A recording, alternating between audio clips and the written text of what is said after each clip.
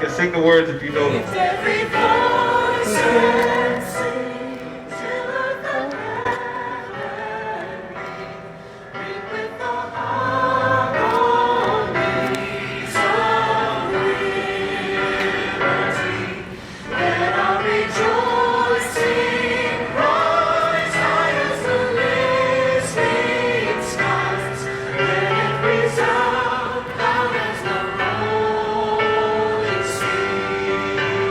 Sing a song full of the faith that the darkness has taught us.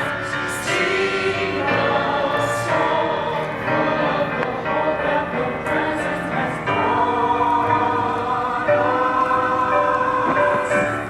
Facing the rising sun over your day begun, let us march on till victory is won.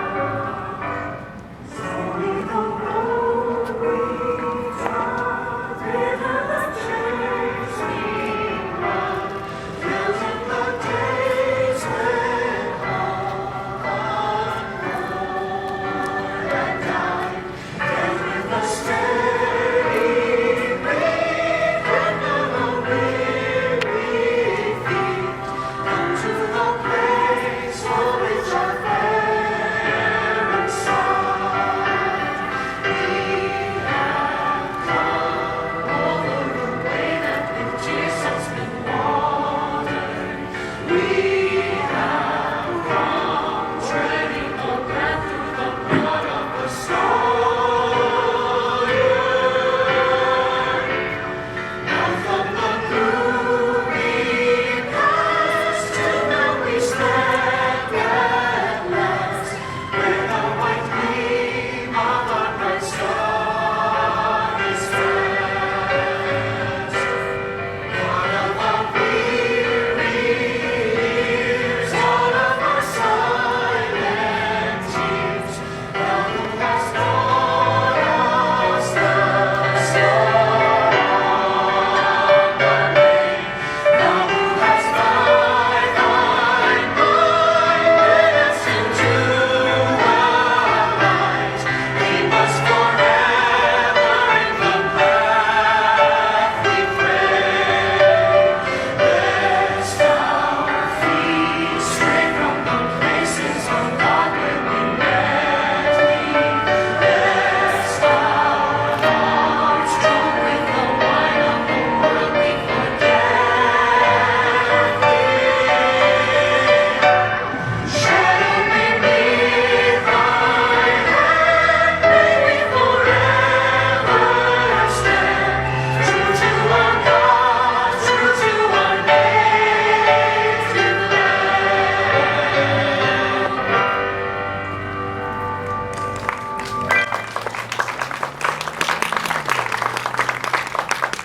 Black lives! Black lives! Black lives! Black lives! Thank you guys for coming here today. We will first get started with our councilwoman, Elsie Foster Douglas. Highland Park. Hello, hello, I can't hear you. I can't hear you at all. Hello, Highland Park. Yes, because we're out here for a fantastic cause and we're coming together as one community because Black Lives Matter and your support have helped us to create all of what's happening here today. From when I got that call from Councilmember Josh Fine, and Councilmember Fine says, I'm here at the Arts Commission, Arts Collective, and they want to do a sign at the borough. Is it okay? And I was like, is it okay? Yes, it's okay. And so we reached out to our police chief, our mayor, our council members, and everyone was energized on board. And I know this is the real Highland Park. This is what Highland Park looked like, full of its diversity. Here to support, here to stand firm. And this is not just a one-off, and I can see that now. We are going to be doing this until change comes. The song says it's been a long time coming. But we know change is going to come, and we see changes starting to emerge. And I'm so glad that each and every one of you is here. But I want to take this opportunity to especially thank Councilmember Fine, Councilmember Hale, our Council President Phil George. Everybody's wearing nice, you can't see anyone. Councilwoman Stephanie Kim Chohan, she's just coming up over there in her kente club as well. You go, girl. And everybody else who came out. But as Black folks, one of the things that we do before we start doing anything is that we need God's blessing. So I'm going to ask Rabbi Esther Reed to come up and to give us some blessings, because without God, we don't believe we can do anything. So please, Rabbi.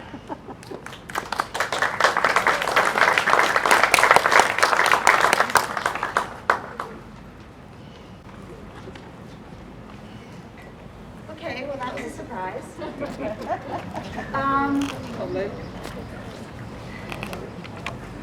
All I can think is that every morning when Jews wake up, one of the prayers that we say, Elohai neshama shenatata bi tohorahi. God, and we pray to God, God, the soul that you have given me is holy.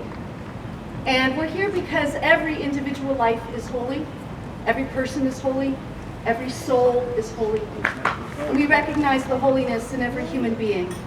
And because there has been a lack of recognition of the humanity and the holiness specifically for Black lives in this country, it's so important that we are all here today to recognize that Black lives matter and are holy. Thank you.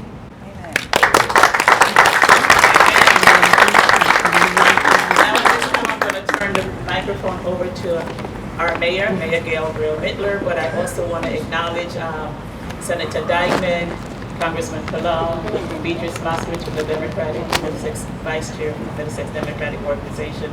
But Mayor, it's your turn.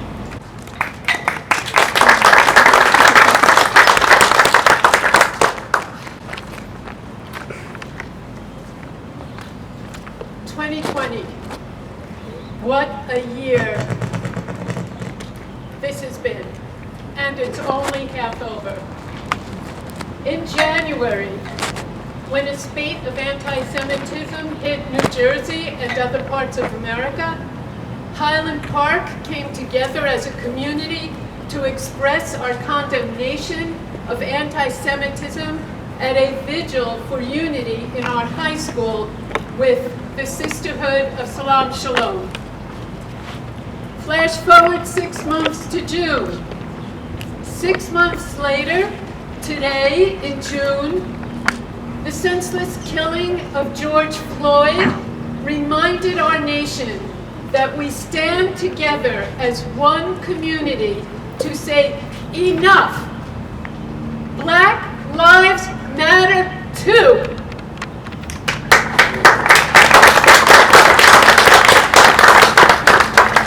It's Father's Day.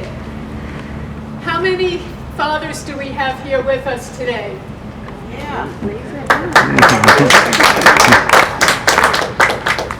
I want to thank each and every one of you for what you do to help our families thrive.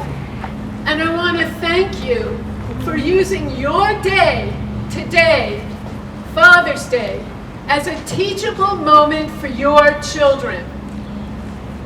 Juneteenth, the historic day marking the freeing of the last slaves in America.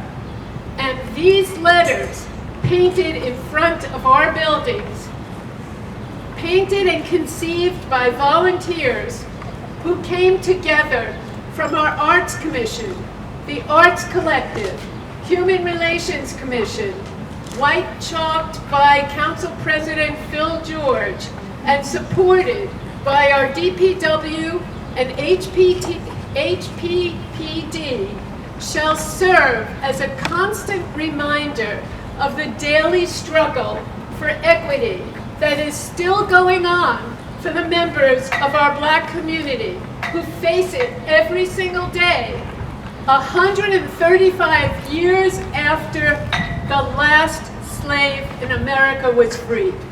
Not right.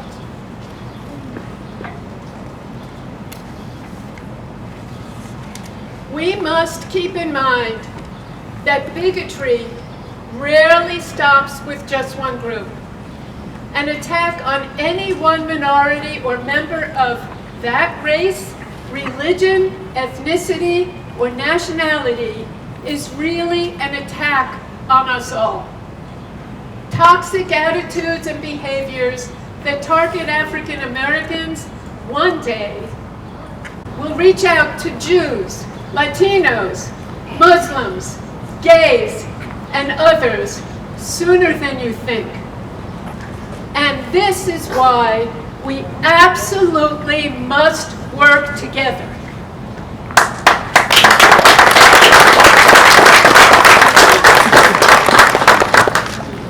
It is a Jewish imperative that if my African American neighbor is attacked, we must speak up. It is a Latino imperative that if my Asian neighbor is maligned, we must speak up. It is a Christian imperative that if my Muslim neighbor is maligned or attacked, I must demand justice.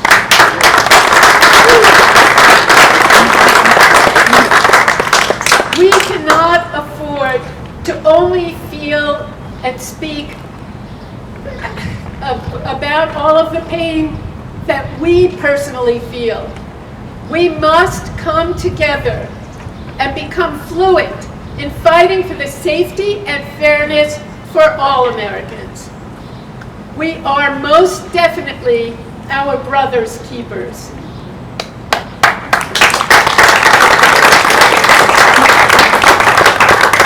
Only when the rising tide lifts all ships will we be able to sail towards freedom and a future with confidence, dignity, and hope. Today, tomorrow, and forever onward, let these letters be a constant reminder to everyone in Highland Park, Black Lives Matter. Thank you.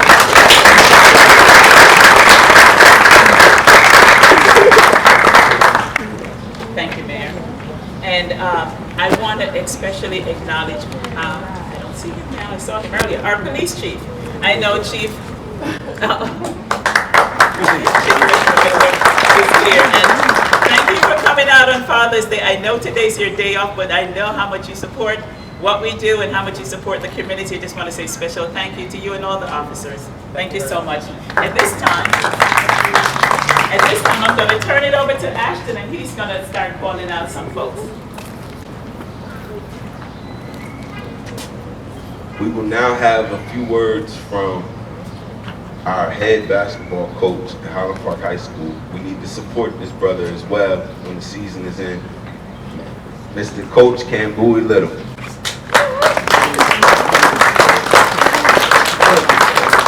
Thank you. So let me just tell you guys, if I say something that you like, feel free to clap. You don't have to wait for me to stop. If you like it, just clap. All right? So first off, good afternoon, Highland Park. All right, great. So I want to say thank you to all the officials, all the volunteers, and all the community residents. Black Lives Matter.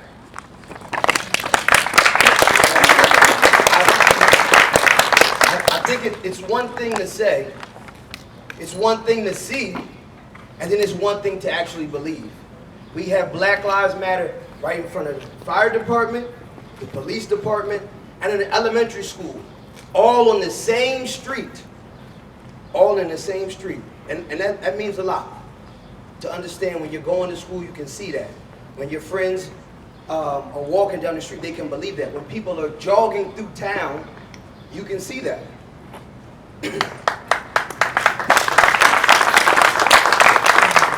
So, we're here to commemorate and celebrate Juneteenth. Like the mayor said, it's a day that we can celebrate freedom and end to slavery. To all my friends and allies, thank you. Thank you for listening. Thank you for stepping outside of yourself and trying to understand somebody else's story, somebody else's circumstance, somebody else's retelling of a moment that has affected them in some way. Not everybody in this country is doing that. So thank you for taking the time out to listen. Now, before I go into this speech I'm going to do, I want to say this. It's Juneteenth, and I'm going to say some positive words. Understand that being pro-black isn't anti-white at all. It's not anti-white. I'm trying to celebrate the black children, the black adults, the black families, the black friends on a day that we're celebrating to end slavery. It's not, I'm just celebrating that. I wasn't celebrated when I was young coming up, so I want to make sure I celebrate everybody else. So to the children, it's okay to be proud. It's okay to love yourself. Yeah. I understand that when you're in school, people make fun of your skin complexion, your name, the way that you talk, your hair, your nose, your lips, your ears, yourself. It's okay to love yourself. Be proud. Be proud. Be proud. I'll tell you right now, my name is Cam Bowie. I've been made fun of for my name my whole life. But it's okay. It's okay to be proud. We're here to celebrate, and that's exactly what I'm going to do for you. Understand this. When they make fun of you for your hair, or your nose, or whatever it may be, or your skin complexion, understand that some people are really just jealous. You stand out. You stand out. And amongst a group of people, they pay attention to you. So, the last thing that I do want to say is, like everybody is saying, thank you guys for coming out here for Father's Day. And I'm going to take this time to speak out to the black fathers or the black men. Black men, they need us. They need strong black leaders. They need us out there. They need us on the front line. I'm happy to have tons of friends and allies, but I'll tell you what, it makes a heck of a difference if they see myself out there in the front lines, if they see Ashton out there on the front lines, if they see a black father on the front lines, if they see us out there, it makes sense. Because they understand that we're going to protect everybody. We're going to protect the black woman, because the black woman's under attack, but they need to know, they need to see, they need to believe that we're going to protect them. We're going to protect the black women, we're going to protect the black trans lives, we're going to protect the black gay lives, we're going to protect all the black lives. Because remember, Black Lives Matter. And remember, being pro-black isn't anti-white. We're just celebrating. All right? So, black men, happy Father's Day. And we got some work to do. It's a call to action. All right? Thank you.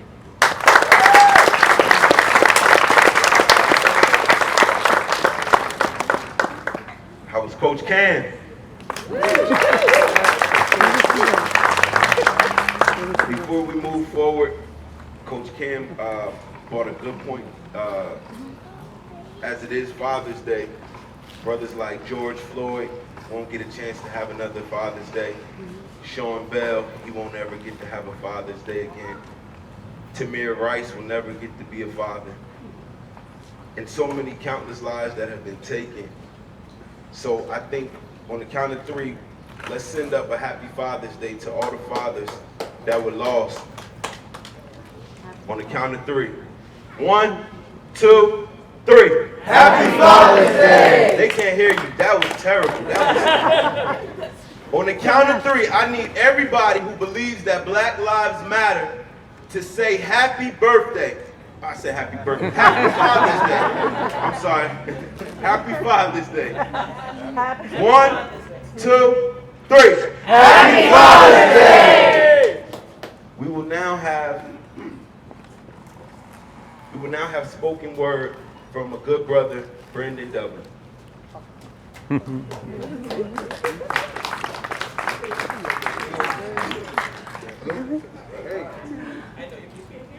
let's see how y'all. So there's a lot of talking that's been going around lately. A lot of discussions. A lot of people thinking differently, opening their minds. A lot of people thinking differently and opening their minds in different ways. A lot of interesting discussions have been going on. And I think it's interesting at this time, not only to reflect on what's happening, but to think about different things and to think about how we can open our minds and open the minds of the people around us. Sorry, 1 second. So, over this time, one of the things that was brought to my attention that I found really interesting and I wanted to share with the rest of you today is something called the 5 monkeys experiment. Now, if you don't know about it, Something's wrong with that thing. I know you're saying something very important. yeah, I'm sorry, no worries. I'll hold it closer. It's got a boom. Just that thing isn't working. Sorry, my throat was parched. A little bit better? Yeah. Yeah, keep it close. All right. So it's called the 5 monkeys experiment. And it's an experiment done in psychology that helps us understand the way we hold on to certain traditions and beliefs. Let me give you an overview of what the experiment was about. So a group of scientists placed 5 monkeys in a cage. At the cage center was a tall ladder with a bunch of ripe bananas at its top. Every time a monkey started up the top of the ladder, the scientists soaked the other monkeys in cold water. After a while, anytime a monkey started to go up the ladder, the other monkeys would grab it and beat it up. Soon, none of the monkeys dared to go up the ladder, regardless of the temptation of the bananas. Next, the scientists removed one of the monkeys from the cage and substituted it with a new monkey. As soon as this new monkey spotted the bananas, he tried to climb the ladder, and the other 5 monkeys beat him up at once. After several beatings, the new member learned not to climb the ladder, though he never knew why it was forbidden.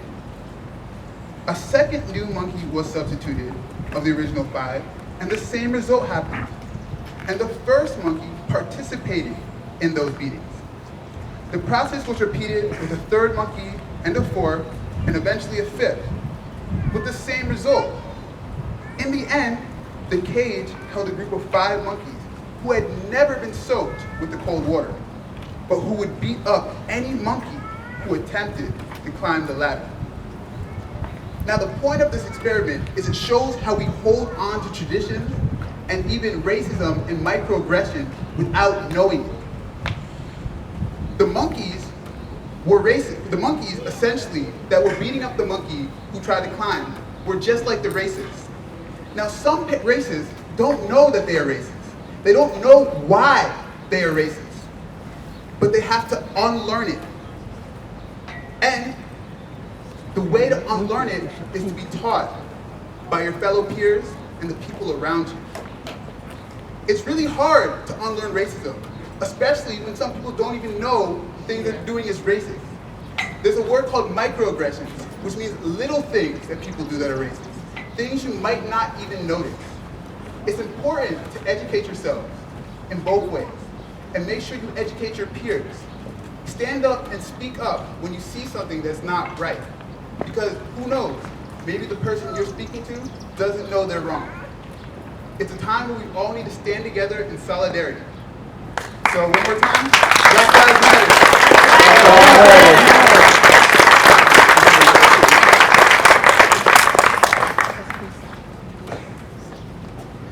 We sanitize it.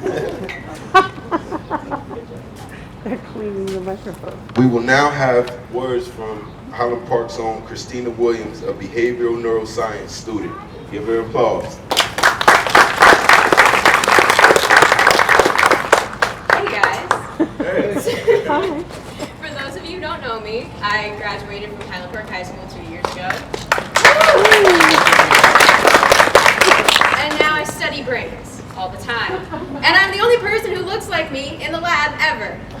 And I'm only half Jamaican, but they always justify my reason for being there as, oh, you sound educated, you sound white. What does that sound like? Oh, God. So, is anybody out here in academia at all? Ever? Oh, teacher. All right, now if you're a black person in academia, keep your hand up. That's the problem.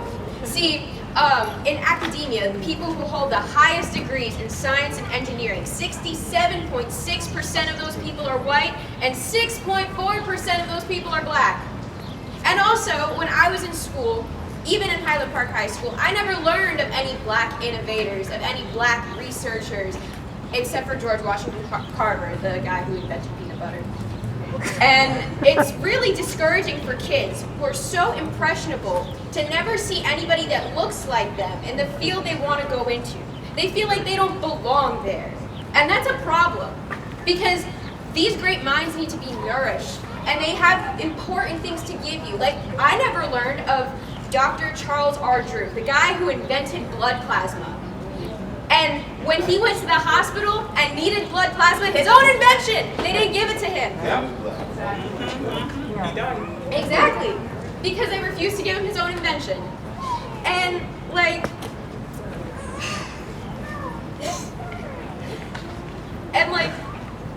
the thing that bothers me is that in America, it's not just racism that we see in police brutality. It's a lot more insidious than that.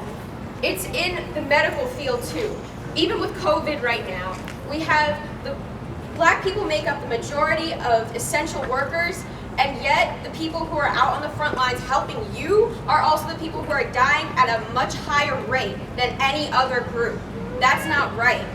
Black women are 4 times more likely to die from childbirth than anyone else. It's everywhere. And I think it's because in America, we are experts in racism. Now, in terms of behavioral neuroscience, that means that you put in your 10,000 hours to become an expert in something. What that means is that now 70% of whatever it is you're an expert in goes to your subconscious. It's automatic. It's a knee-jerk reaction. And so if we put that into terms of America's history, America completed their 10,000 hours of racism 294 times. So that means 70% of the time, when people are being racist, it's automatic. They don't even realize they're doing it. So if you ask somebody, why are you racist? They'll only be able to give you like 30% of that answer. So what I'm saying is, we need to unlearn. We need to become experts in being anti-racist now.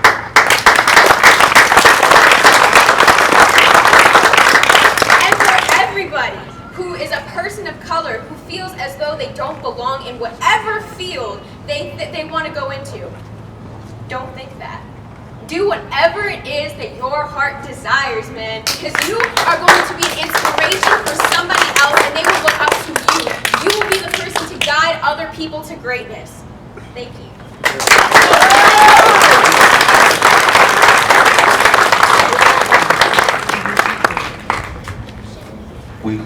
We can get those stats to send them out? Yeah, I got you. Perfect. I know people like emails, so make sure those stats get out by email. Right now, we will have community organizer, founder of A Seat at the Table, which he can probably tell you more about, Highland Park's own Benjamin Harlan.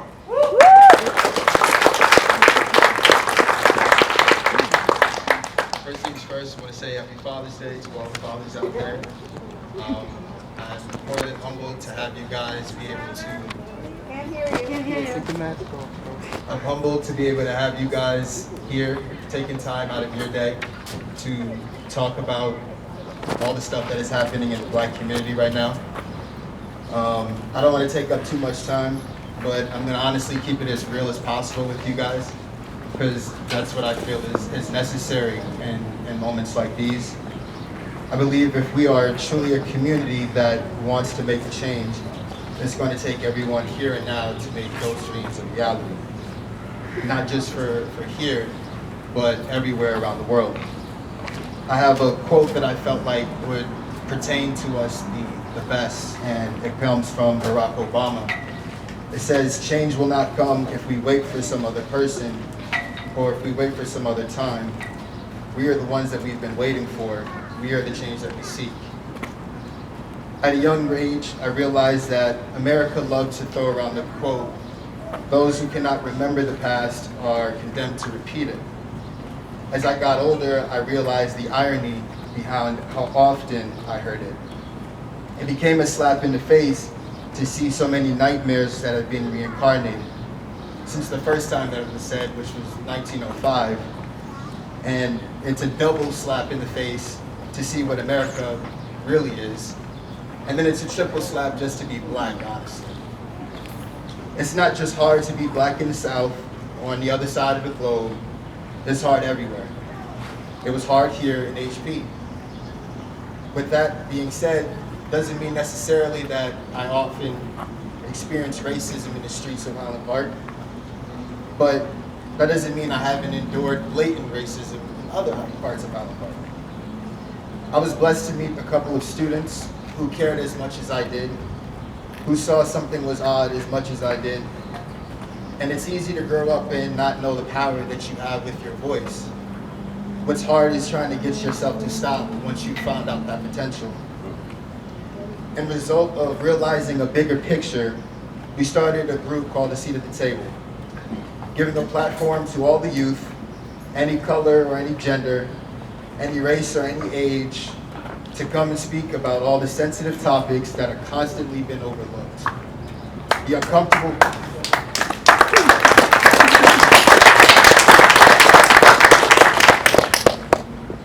uncomfortable occurrences between classes, hardships that were endured at home, and yes, even talk about the amazing Black history that we have hungered for in order to complete our growth into genuine, loving human beings.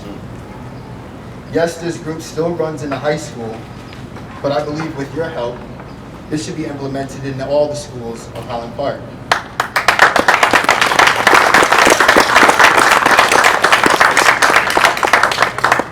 It should be encouraged and brought forth with an excited attitude to get kids involved. The kids that are growing up need to be directed.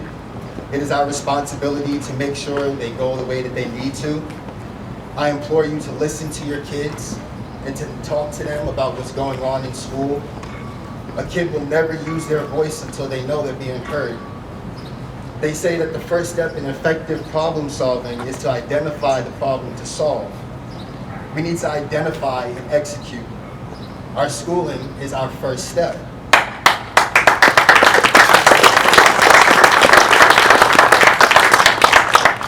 I've been working recently with the superintendent of the school district to broaden the Black Lives Matter movement in HP.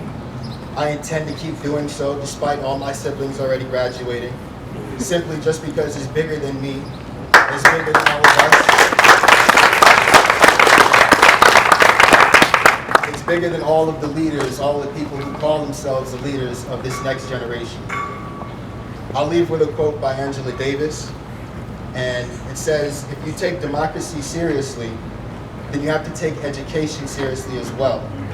Because at its best, education allows for the practice of democracy. The classroom should be a space where students learn how to practice radical democracy. But we are witnessing the exact opposite trend. We are witnessing the privatization of schools and deterioration of education as a public good. Thank you.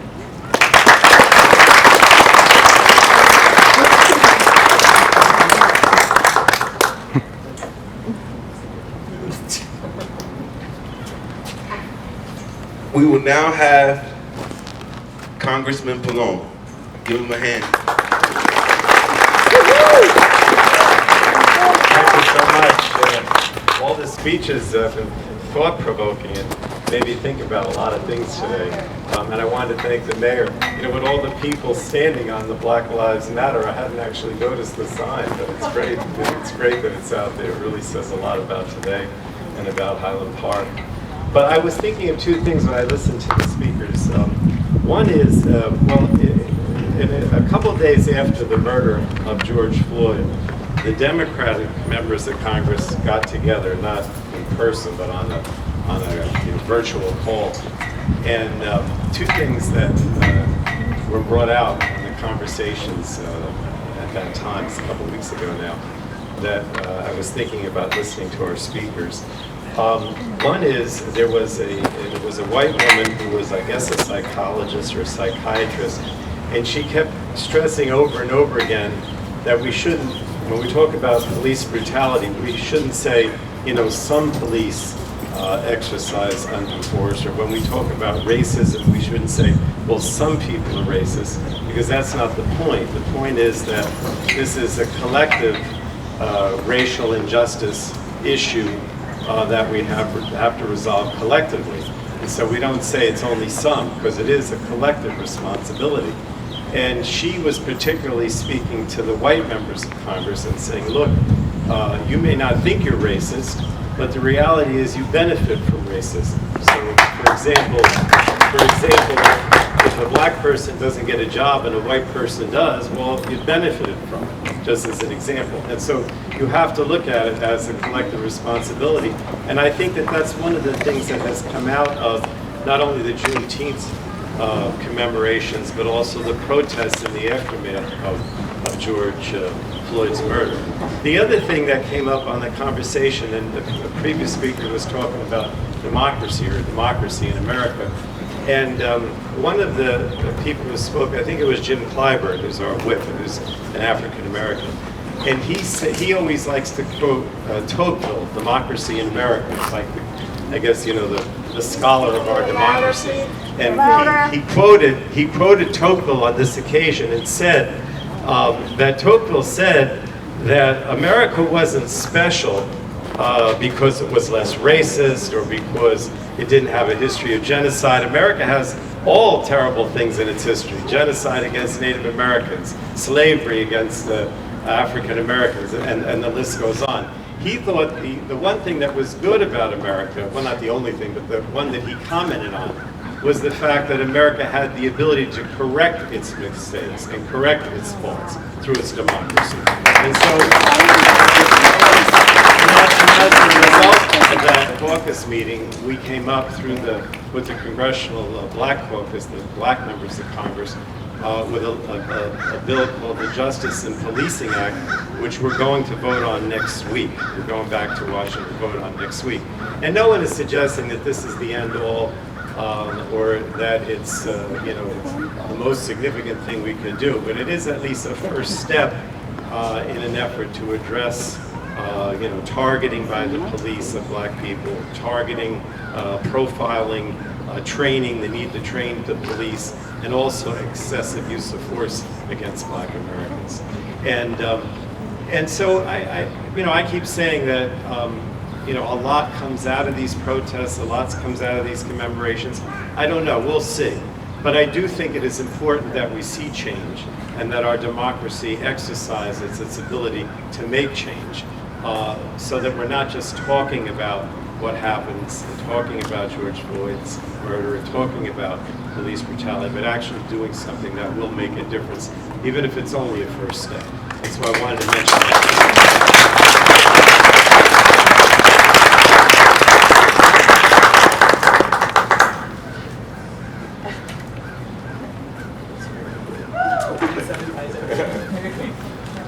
I think one of the important things to remember is a lot of the times when the officers get called, it's by someone whose mindset has said to them that a person of color is a danger to them because they're walking down the street or they're not supposed to be in a certain area. We have to check those individuals as well. We will now have a few words from Senator Dyke.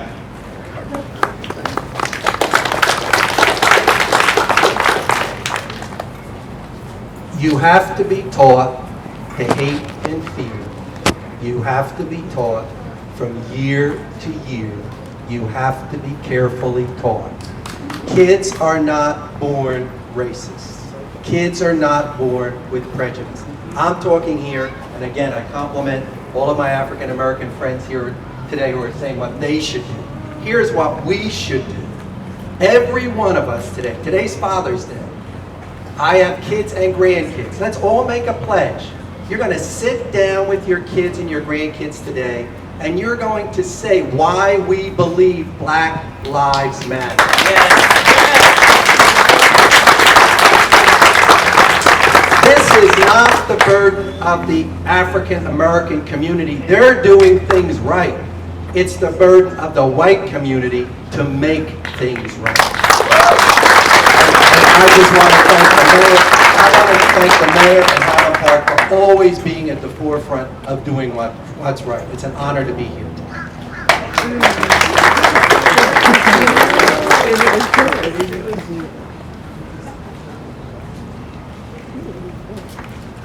We will now have a few words from the president of the Highland Park Chinese Association, Hayden.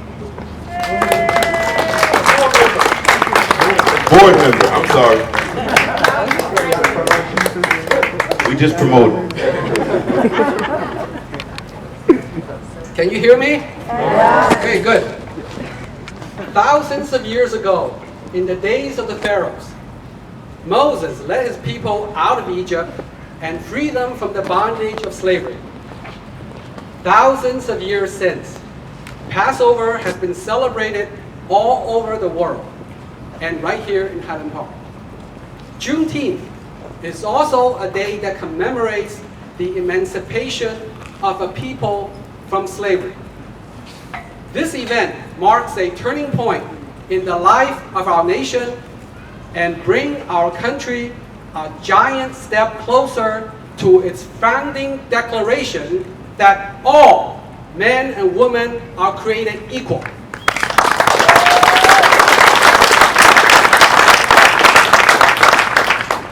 Juneteenth, therefore, is a day of celebration for all of America.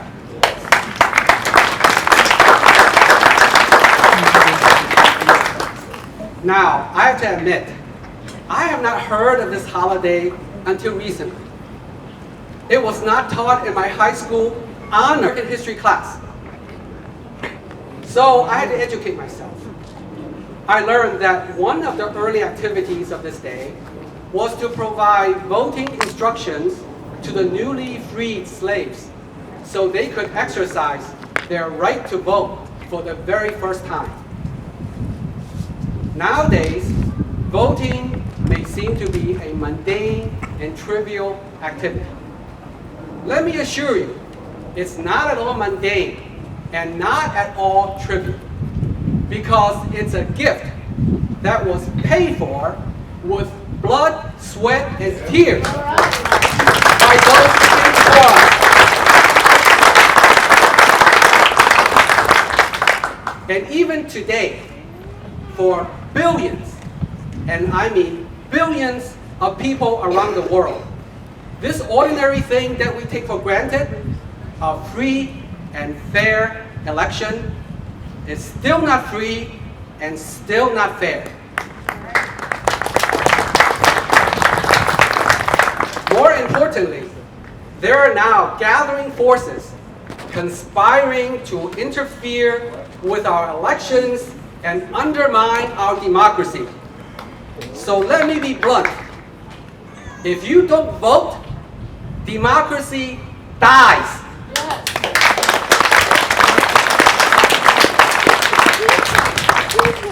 I think you should know that the first black man that was ever given the privilege of voting in America was born in the Touchdown. Oh, wow.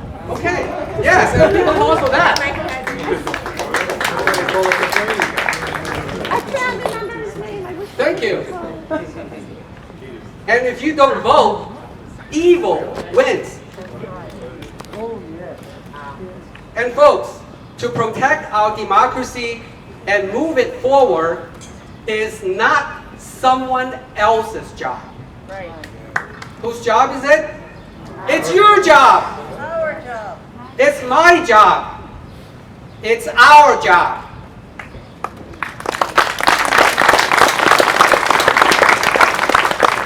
So please, register today, vote in July, that's the primary, folks, and vote in November so we may gather and celebrate again next Juneteenth.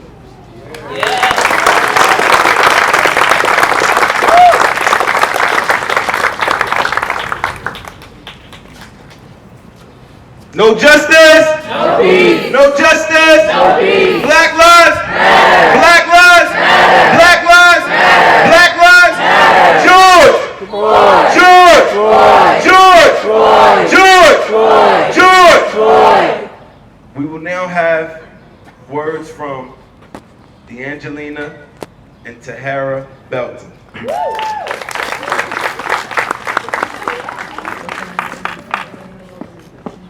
Hi, I'm D'Angelina. This is my 12-year-old sister. She'll be doing a spoken word, and I'll be doing somewhat of a spoken word. And who's the baby? So, I'll be going first. I can't sleep. Martin had a dream they killed him, and now I can't sleep. I lie in bed looking at my son, looking at me, smiling. Of course I smile back, but deep down I'm sad. No, I'm angry. Single mother trying to figure out which speech I'm going to give my son when he's able to understand. Cops will soon look at him as a threat because he's playing with a water gun in the summertime, but mainly because the color of his skin. I fear every day that when he gets older, he will be held down like George Floyd, lynched like Emmett Till, or sent to the electric chair for a crime he didn't commit, just like George Stein, a 14-year-old boy who had a future. I want to live I want to live in a secluded place where I don't have to worry about a white female cop walking into what she thinks is her house, then to see my son walk past and shoot him. I'm tired. I'm tired of hearing and seeing people of color getting lynched in front of the Capitol. Just recently, they found a teenage African-American body hanging from a tree. Allegedly, it was a suicide. What is it? A sign? A symbol of hatred from the people who are afraid of us? It feels like a race war, at least close to it. And our president goes to his bunker to hide and tries to make things right by naming the street headed towards the White House Black Lives Matter. Because he already know we as the people, we fight back for ours. I will forever remember these names. Emmett Till, George Floyd, George Stein, and the 5 boys who are now men involved in Central Park 5, but most definitely Corey Wise and the way he was treated. They locked him up and treated him like an animal, not feeding him and beating him. They left him to go insane. They left the mental African-American male in a space just recently, the size of a small apartment bathroom. Left him naked with a hole to use as the bathroom, watching him clawing at the wall. They beat him and left him like that for 3 days straight with no food and no water and let him die in a corner. But the ignorant people say we have enough justice. So where's that justice you claim we have but aren't showing us? Us, as the people, deserve justice for all of our fallen soldiers. And if we keep doing the things that we do like today, our equality and the justice we need, we will get. I want to say something. Do not let them change Black Lives Matter. Trump didn't do anything, and if he could have stopped it, he would have. The mayor did it. Okay? The mayor let that be painted. Let them, it's their stage, then you can get on. Oh, okay. No, I just wanted to correct that. It's their stage. Can you hear me? Okay. So I want to thank my dad, my aunt, and Ashton, and my mom for, like, you know, being proud of me for standing up here and talking. So I'm going to read what I wrote. I can't breathe, I can't breathe, I can't breathe. For 8 to 9 minutes, I can't breathe. If George Floyd was white, he wouldn't have been killed. People think Asians are the virus, African Americans are a threat, Muslims are terrorists, and Mexicans are illegal.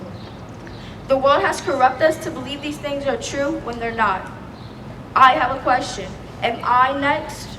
Am I next to get killed by a racist person? Are my siblings next? Is my dad? There are racist people in this world. Not even, but there are some in this town. Deep down, I'm scared to go running to exercise because I feel like a racist will think I'm running towards them. My siblings ask to come. I usually say no. I say no because what's happening around this world. Just mind your own business on a jog, and out of nowhere you get shot. I'm scared of these things. I'm worried for my mom. And that's because if she gets a phone call home saying your husband has been lynched, killed, or shot, how would that make anyone feel, including his children? My dad is an African American Muslim that worked very hard for his family.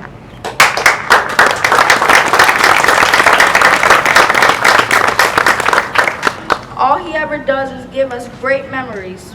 But why would we ever want to see a video of him dying? And that's being engraved in our memories. This would be because of the color of his skin and religion.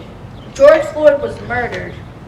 He was lynched by a cop that seen him struggling to breathe. The cop looked down at him and seen him struggling to breathe, but he still seen him alive, so he put his knee deeper into his neck. The paramedics came and he still dug deeper into his neck for an extra minute. The paramedics had to get him off of George Floyd. The cop looked down to see he was unconscious. George Floyd went to the grocery store and did nothing wrong. He had a 7-year-old daughter that misses him. Imagine going through the pain telling your daughter what happened to her father. We need to stand up and do what's right, and we have to fight the power. I hope you all understand, and thank you for listening.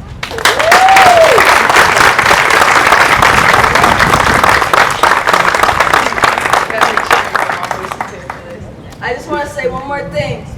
Black lives matter. Black lives matter. Black lives matter. Black lives matter. George Floyd. George Floyd. George Floyd. George Floyd. Thank you.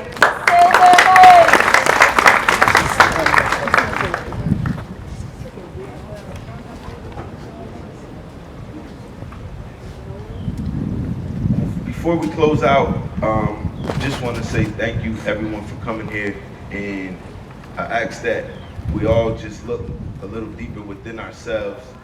You know, perfect example of sometimes stuff that we're not even aware of. You know, like this one right here. A lot of times we get cut off just talking. You know, these sisters, they put so much time into their stuff, and it doesn't just happen in situations like this. This happens in the classroom when we don't understand something. And somebody, they get mad at us for not understanding something that we wasn't taught.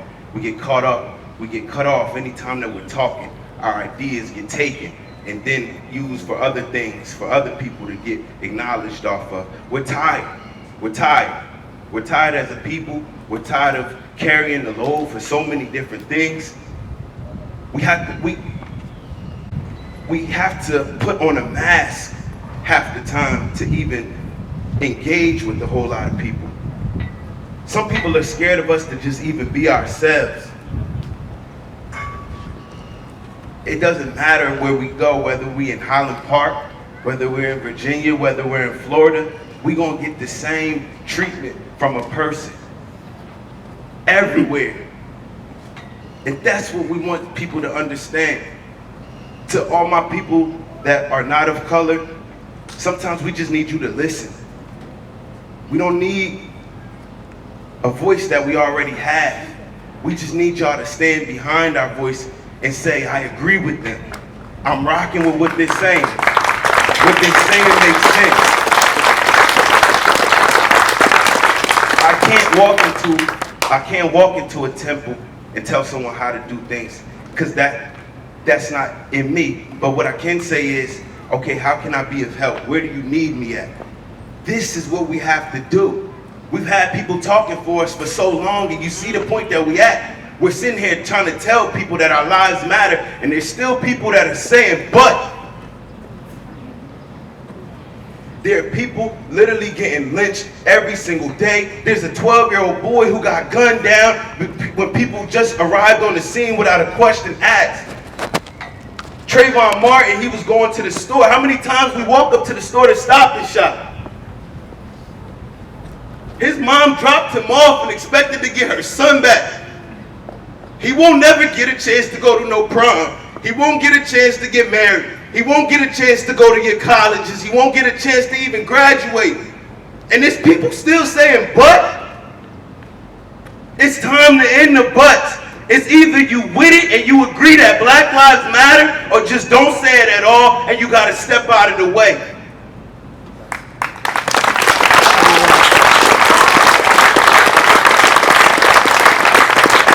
Our lives is not a joke.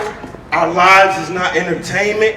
Our lives is not something to keep some entertainment going on for your life. Our lives mean something to us. So that's why when we say Black Lives Matter, we say it proud.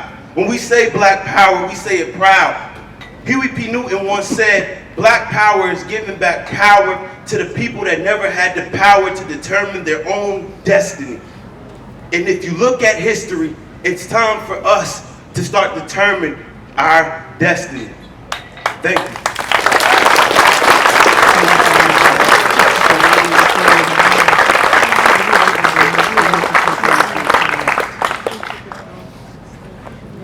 I want to thank everyone for coming out and everyone for their support, and especially the dads who gave up their Father's Day to be here, and all Highland Parkers who want to see change, and all the people who demand justice and demand change, and for us to become more introspective and to look at ourselves before we make decisions, look at ourselves in how we act, how we treat other people, and be your brother's keeper.